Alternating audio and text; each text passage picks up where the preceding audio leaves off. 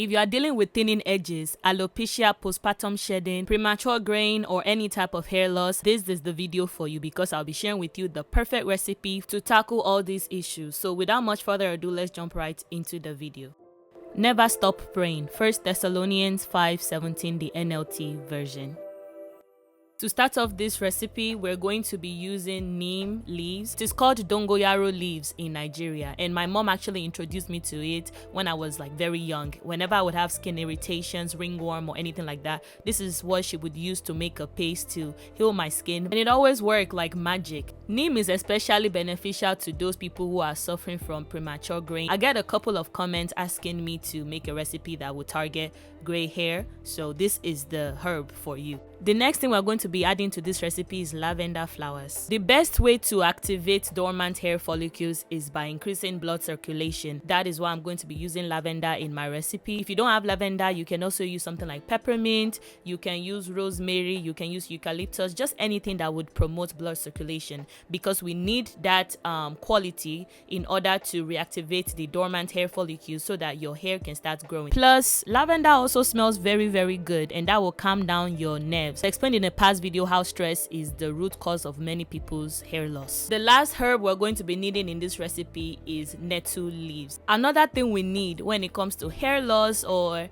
any sort of balding is a DHT blocking herb. DHT is an hormone that is responsible for hair loss. The best way to attack that hormone is by simply using more DHT blocking herbs. If you don't have nettle, you can use horsetail, you can use green tea. I decided to use nettle in this recipe because it is one of the most famous herb for treating hair loss, and also it is more moisturizing compared to horsetail and green tea.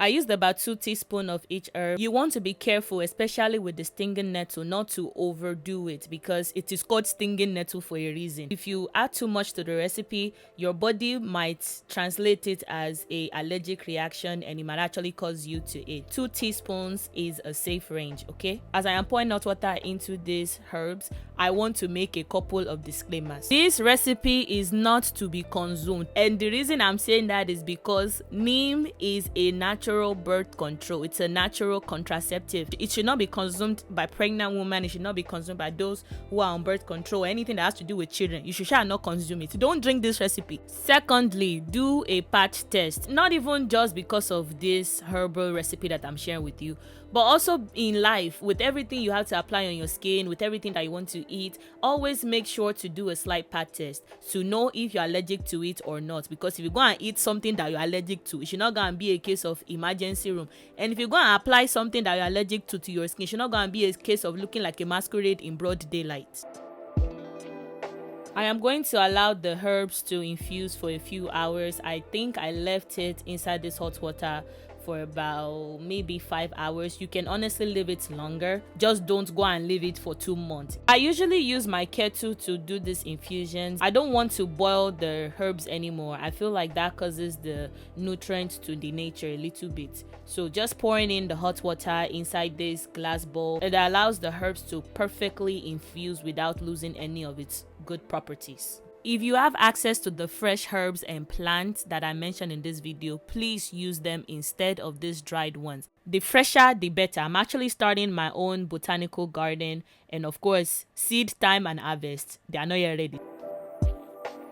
Now I'm going to extract the water from the herbs because I don't want the herbs to be stuck in my hair forever and ever. That is one of the most annoying things that could ever happen to any naturalista. You think that everything is gone, and then suddenly you turn around and there's a bunch saying peekaboo to you. So always make sure to extract the water. Do not apply any recipe with the pulp or with the herbs still intact. Unless that's what you want, unless that's your aesthetic, then you're on your own. You can use the leftover herbs as a face mask. I actually highly recommend that you do that. Your skin will be glowing like Jesus kissed it.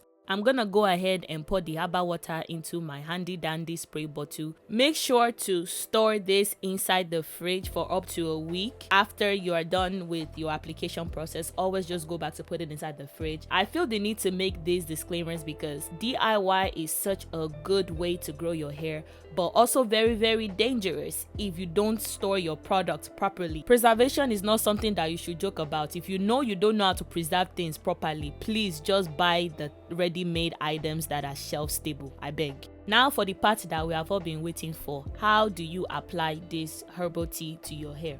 You simply just spray it on your scalp. I actually wanted to share some tips on how to regrow your edges as I am applying this tea to my hair. In a recent video, I said that one of the reasons why your hair might not be growing is because you have low iron and low zinc. I just want to hold you accountable and ask you, do you know if you have low iron or low zinc? Have you booked that doctor's appointment? Have you done that blood work? Nutrient deficiency is one of the biggest reasons why you're dealing with hair loss, especially when it shows up out of nowhere and you've been doing everything right. You've been trying all the recipes, you've been massaging your scalp, you've been doing everything right, and you can't seem to figure out where the hair loss is coming from. It might be time for you to visit a doctor. Don't also just go and buy a supplement from Amazon and start taking it without any doctor approval or recommendation. I'm not a doctor, I'm a YouTuber. While we're on the topic of scalp massages, the best way to effectively massage your scalp is by moving your scalp as you're massaging it. After I am done applying my herbal tea to my hair, I always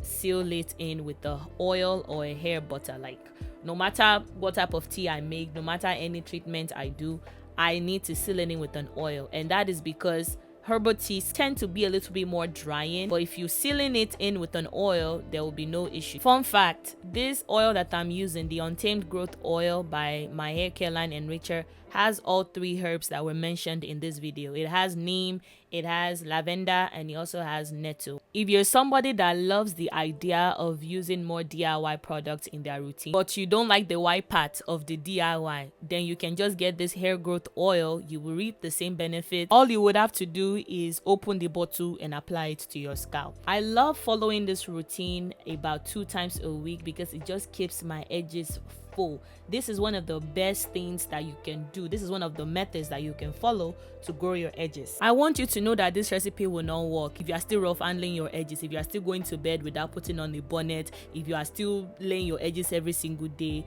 You need to treat your edges like an egg. You need to pamper it because it is the easiest part of our hair to lose and the hardest part of our hair to grow. I got a comment saying that they don't know which herb to use because I'm always posting, different recipes. I'm always posting different types of herbs. I want to let you know that herbs is like medicine. There are multiple different ways to cure one illness. There are multiple different ways that you can achieve the same result. I would watch each video and decipher what my hair needs. Example, if you're dealing with thinning edges, I would follow this routine because it has all the properties you need to regrow your edges. And if you're dealing with, let's say, excessive shedding, I would follow my green tea video. Back then, when I was trying to figure out what herbs helped my hair grow and which ones were just, fluff, I would use one herb per month. I did not use it all at once like it seems. That is why I've been able to successfully grow my hair after all these years. I was able to double my hair length in just 10 months, and I was even able to form a hair care line from the herbal knowledge that I developed. My hair care line will be linked down in the description box if you wanted to check it out. That is all I have for you today. Thank you so much for watching today's video. Please make sure to subscribe, like, comment, and turn on the notification bell so that when next I post, you'll be the very first person to know about it. I love you and Jesus loves you too. Bye, Richies.